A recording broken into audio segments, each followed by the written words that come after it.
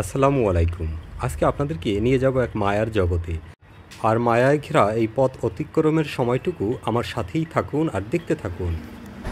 দর্শক, এটা বাংলাদেশের একটি গ্রামীণ রাস্তা আর ঝালকাঠি জেলার নলছিটি উপজেলার চৌদ্দগুড়িয়ার একটি গ্রামীণ সড়ক। এখানে প্রকৃতির যে এক পরিবেশ, যা এক নির্মল আবহাওয়া। আমরা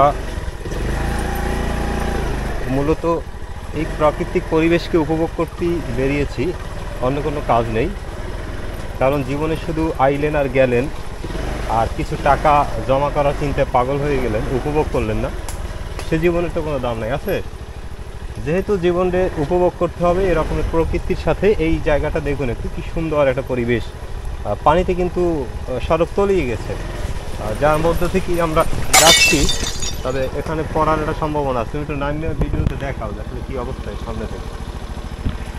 মানে এখানে আমাদের গাড়ি ফাঁসে গেছে। এদিকে ধরো ধরো ধরো,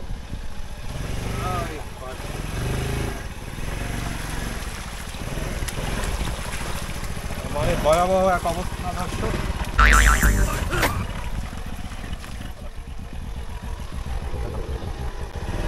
এগুলো যারা দেশের বিভিন্ন মেগা সিটি বা বড় শহরগুলোতে বড় হয়েছেন, ঢাকা, চট্টগ্রাম, রাজশাহী, রংপুর, সিলেট, ময়মনসিংহ, মানে আমাদের বিভাগীয় সিটিগুলো যারা একেবারে শৈশব থেকে বড় হয়েছেন, এবং গ্রামের একেবারে তৃণমূল গ্রাম, যাকে পল্লী বলে, নির্ভীক পল্লী, সেই পল্লীতে যারা কখনো আসেননি তারা এই ফিল কখনো অনুভব করতে পারবেন না। আর বিশেষ করে দক্ষিণ অঞ্চলের মানুষ যারা নদী, খাল, ডোবা, পুকুর এর সাথেই লড়াই করে বেঁচে থাকে, প্রকৃতির সাথে। আবারও ফাঁসতে গেছে আমাদের গাড়ি। দর্শক, সাথে থাকুন আর দেখুন। ভয়ঙ্করভাবে ফাঁসতে গেছে, এবার ওঠে কিনা জানি না, কারণ এখানে এতটাই কাদা ছিল।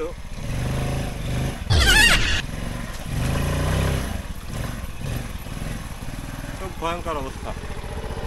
আমরা সামনেই আপনাদেরকে নিয়ে যাচ্ছি একেবারে খুব সুন্দর একটা পরিবেশে, যেখানে গেলে আরও ভালো লাগবে আপনাদের।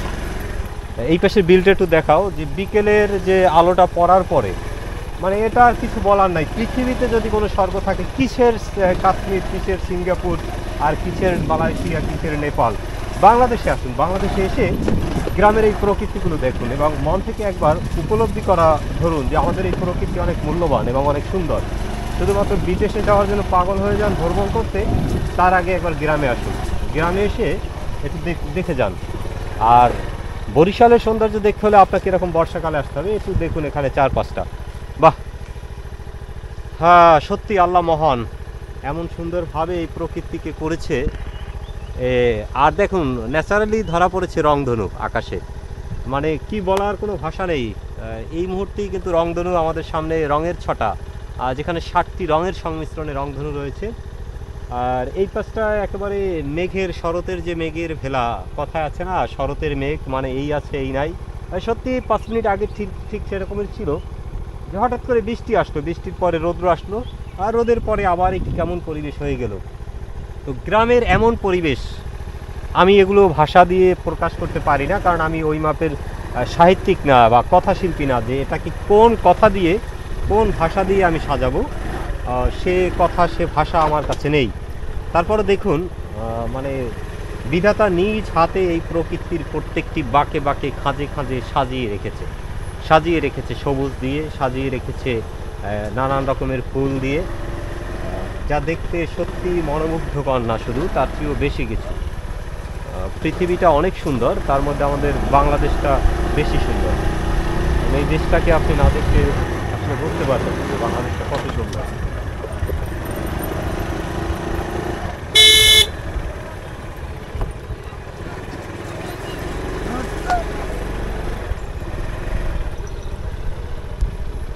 দুই পাশে সবুজ, মাঝখান থেকে কালো সড়ক, অসাধারণ দৃশ্য ছিল।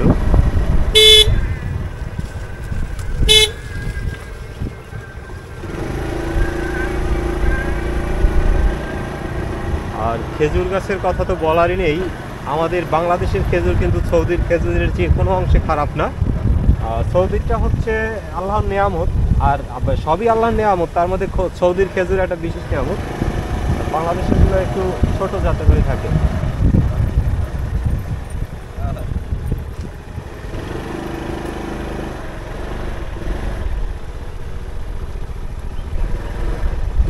বাড়ির পাশে আরশিনগর, দেখা হয়নি চক্ষু মেলিয়া।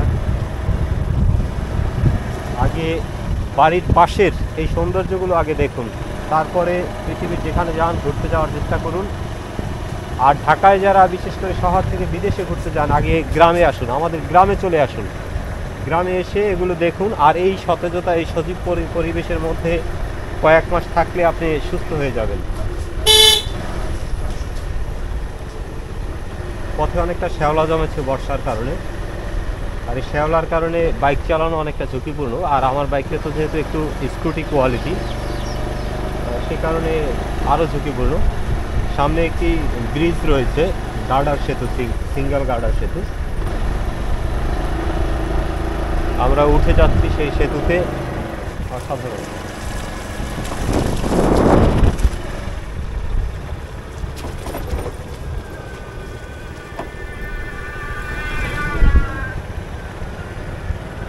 মানে সারি সারি সুপারি গাছ,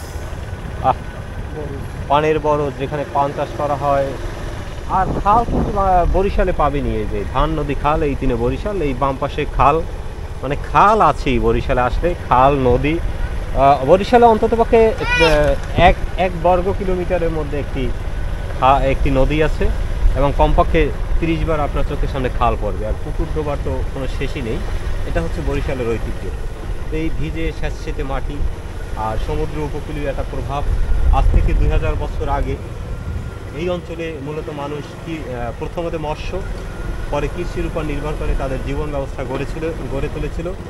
আজকে সেটা একটা আধুনিক রূপ নিয়েছে। মূলত পদ্মা সেতু হওয়ার পরেই এই অঞ্চলে আসলে যাতায়াতের উন্নয়নের কারণে কিন্তু এই অঞ্চলের মানুষের ভাগ্য পরিবর্তন হতে শুরু করছে। যাই হোক, যে যেখান থেকে আমাদের এই ভিডিওটি দেখেছেন, ভালো লাগলে অবশ্যই আপনার অনুভূতি জানাবেন, লাইক করবেন, কমেন্ট এবং শেয়ার করতে ভুলবেন না। সবাই ভালো থাকুন, সুস্থ থাকুন। আল্লাহ হাফেজ। তার আগে বাঁশের সাঁকোটা একটু দেখাই দাও। এটা হচ্ছে আমাদের সামনে আর একটা সাঁকো আছে,